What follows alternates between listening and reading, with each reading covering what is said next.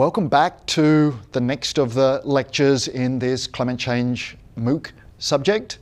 And what we're going to talk about today is observed climate variations and the signs of climate change in observational data. And in fact, we've already talked about a whole range of different pieces of evidence for climate change, including the increases in greenhouse gases. But what we're going to focus on in this lecture, in this short section of film, is really what's happening in the observational data. And we see many different signs of climate change. We can look at the increases in temperatures around the globe. What we also see is that there are changes in many different aspects of the climate. Nighttime temperatures are increasing, and that means we get fewer frosts, and more or less all around the globe we see reductions in the frequency of very cold overnight temperatures. In a small number of places where actually cloud cover has decreased, there are a small number of places with an increase in frost, but that generally is not nearly as common as the many different locations around the planet where we've had reductions in the frequency of very cold temperatures. Higher carbon dioxide in the atmosphere is actually increasing plant growth in some regions, and warmer temperatures and more CO2 is allowing increases in plant growth, particularly in higher latitudes. We're seeing increases in maximum temperatures during the daytime. We're going to look at some data that shows increases in very hot days as well. And with warmer temperatures in the atmosphere, we'd expect the atmosphere to be able to hold more water vapor. More water vapor in the atmosphere means that when there's rainfall, when air is lifted up, the moisture in that air will condense, and if that air holds more moisture, we'd expect heavier rainfall.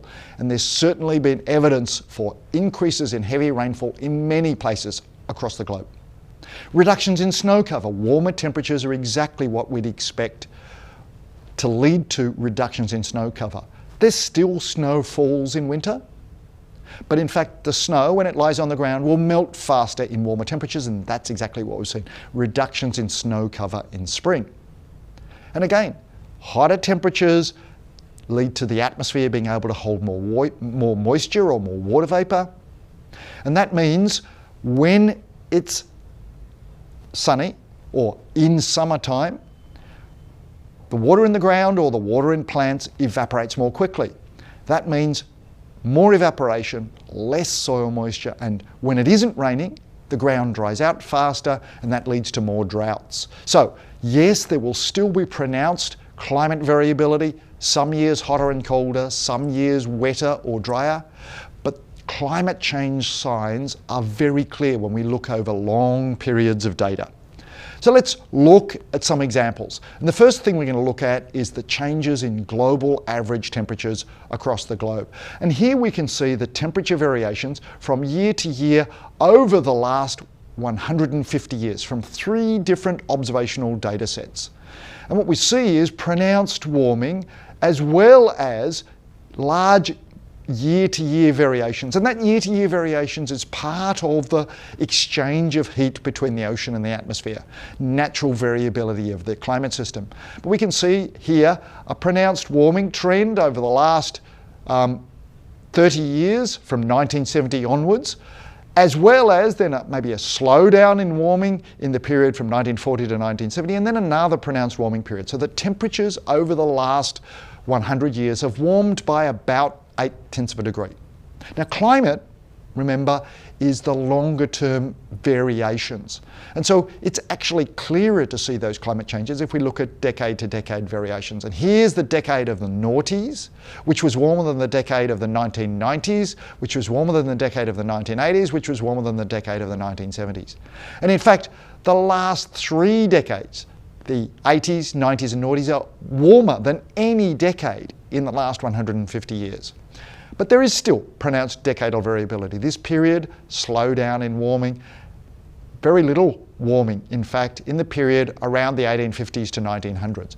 But as I said, it's much clearer when we look at the longer term variations, the decadal variations or decade to decade variations. We can see a clear warming, 0.8 of a degree over the last 150 years. Some people have said, well, actually, when we look at that data, Maybe it's because there's more temperature observations in cities. Now we know that cities are hotter on average than the surrounding environments, but weather observations are not taken and used in those global average. We exclude the city temperatures. But there are plenty of other indicators of warming of the climate system. Some of those that we've talked about already, like warming of temperatures over land, retreat of glacier extent. In a warmer climate, we expect glaciers to retreat. And there is evidence when we look at glacier extent 100 years ago, comparing it with glacier extent now, glaciers everywhere around the globe have receded over the last 100 years. Retreat in snow cover. The average springtime snow extent is much less now than it was 50 years ago. The other thing, and I've talked about this in some earlier classes as well, is that most of the heat that's been added to the climate system goes into warming up the ocean. So we can look at ocean heat content, and that ocean heat content has increased steadily, much more slowly and with much less variability than the atmospheric temperature variations, but most of the heat added to the climate system, about 90%, has gone into warming up the ocean layers. And so when we look at ocean surface temperatures, there's a marked increase in surface temperatures of the ocean, which has nothing to do with warming in cities. In fact, these all are indicators of warming of the overall climate system. We can also look at, say, ice extent in the Arctic, and ice extent in the Arctic has declined substantially. And then some people will say, well, yes, the ice extent around Antarctica has grown, and they're absolutely right. But the ice extent around Antarctica has grown because of changes in the wind patterns due to climate change due to human activity, particularly ozone depletion and increasing greenhouse gases, as well as Antarctica having melting due to warmer waters, increasing the sliding of the ice and the glaciers around Antarctica. That has pushed the ice away from the Antarctic continent, and therefore the sea ice has grown. Both of those are really important. Now remember I said that water vapor will increase in the atmosphere if the temperatures increase. And that's exactly what we see when we look at satellite data for the last 30 years, an increase in the observed amount of water vapor in the atmosphere, exactly what we'd expect for warmer atmospheric temperatures. But the impact of that is that acts as a positive feedback. Remember, water vapor is a very important greenhouse gas, even more important than carbon dioxide in the atmosphere. It's controlled by the temperature. So if the temperature increases, water vapor increases and then acts to amplify the warming impact of extra carbon dioxide. The overall conclusion from all these indicators of warming in the climate system is that warming of the climate system is unequivocal. There is no doubt that over the last 100 years and the last 50 years, the climate system has warmed. So what we're going to do now is look at some of the implications of that. And in particular, we're going to look at the implications of the warming of the climate system for changes in extreme conditions. And so what these graphs show are the sort distributions, like frequency distributions, of daily temperatures in the top graph and daily rainfall amounts. And in the top panel here, we see that the most common, the most frequent conditions are ones that are sort of around the average, what we might call normal. But we occasionally get very hot conditions and occasionally get very cold conditions. And there are two graphs here. The lighter one might have been the distribution of daily temperatures, maybe for the first half of the 20th century. And the other one will show the distribution of daily temperatures at some site, one city somewhere around the world, for the most recent 30-year period. And what we expect with a warming of the climate system is a shift to more hot extremes and in fact more record hot temperatures, fewer cold extremes, and actually fewer cold extremes. Fewer record cold temperatures. And for rainfall, if there's more water vapor in the atmosphere, as I said before, we would expect more very heavy precipitation and probably less light precipitation because there's more moisture in the atmosphere. And we're going to look at some evidence for that in the observational data.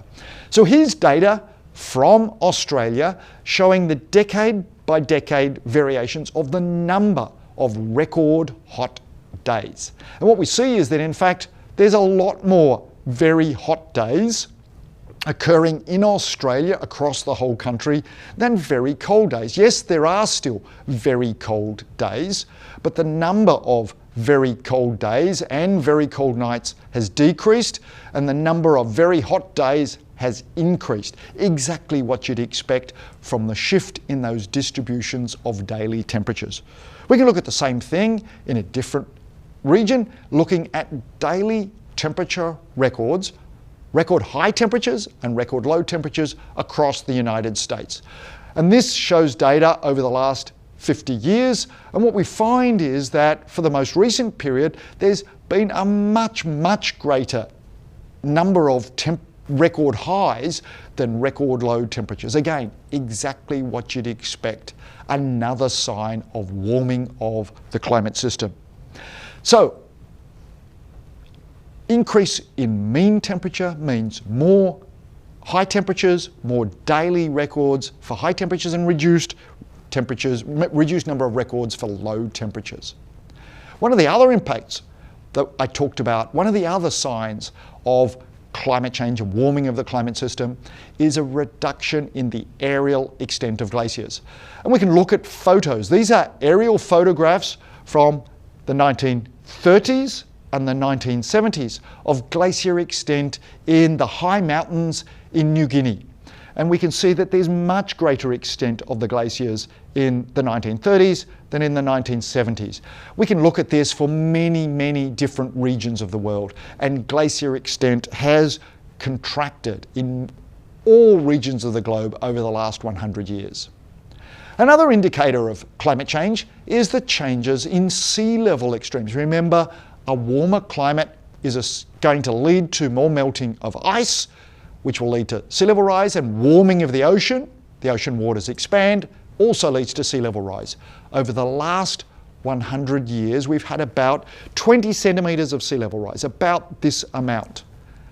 And what that means is that that has a change in the average, but it also affects the extremes.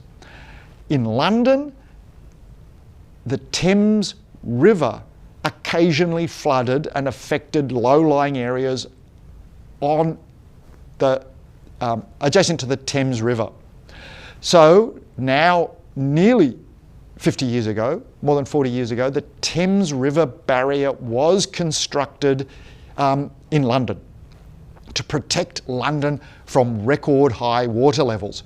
It's a movable barrier that can be twisted up to act as a dam, stopping high storm surges and high water levels moving up the river. And what the next graph shows is the frequency of the use of this Thames River barrier from the 1980s right up to the present decade. And what we see that is actually the last 2 decades has a much higher frequency of use of this Thames barrier to prevent record high sea level and river levels from affecting the City of London. And so we can see that there's been a much greater frequency of these record high ocean levels that would have caused disastrous impacts on London over the last 20 years, primarily due to the average increase in sea level all around the world, also affecting London. So there are many, many different indicators of climate change. But we've got to understand that there are weather variations that occur naturally all the time. And unusual weather in and of itself doesn't indicate climate change. What we have to do is look at not single events, but longer term variations of the mean climate and also of the extremes. We need to analyse longer term records. The conclusions from the most recent scientific assessment of climate change, as well as from analysis of lots and lots of data, is that warming of the climate system is unequivocal. And if we analyse temperature records and temperature extremes, we're getting increases in high extremes and record high temperatures at a much, much greater rate than we're getting low temperatures. There's a decline in low records and an increase in high temperatures, as well as many, many other signs of climate change. Earlier flowering of plants and flowering trees all around the world. Spring is occurring earlier for many, many plants. Birds are migrating earlier because of the warmer climate conditions. We can also see these changes in extremes in more heavy rainfall. But it's important to understand that rainfall is a highly variable system, and in practice the rainfall variations are harder to distinguish the natural variability from anthropogenic climate change, or to see a climate change signal in rainfall. It's much clearer to see in extreme temperatures or in extreme sea level. So these are some of the many indicators of climate change, and these provide convincing evidence, and we can then use climate models to project what happens into the future. So have a look at the climate modelling film to understand how climate models are used to make projections of climate change into the future. Thank you.